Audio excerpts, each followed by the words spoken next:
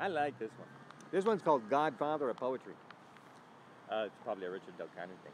It's done during one of Richard Del Conner's performances, as you'll see. But here we go. It's in my Buddha Z book, so I get to read it. Here we go. Buddha Z here, reading Godfather of Poetry. I just performed with the Godfather of LA Poetry.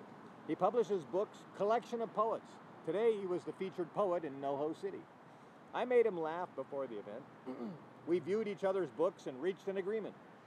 It's hard to live on publishing royalty, because no one buys a poetry book. Why should they bother to give it a look?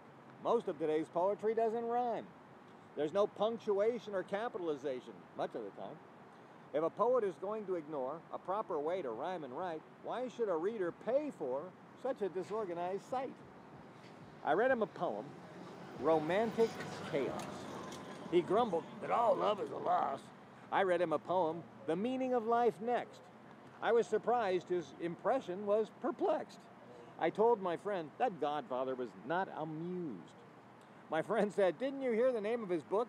He's lived a life of being self-abused. That led to a final epiphany regarding my poetry writing community.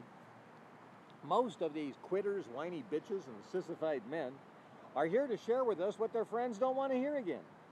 Poetry groups will rattle your brain with all the social sexual problems teenagers should abstain. When the gray spiders speak of love, they sound like web-weaving regrets of pain. Oh, dear. Last page. Godfather of Poetry here. Well, poetry has become an archaic leech into our stuck-in-a-seat, can't-leave brain.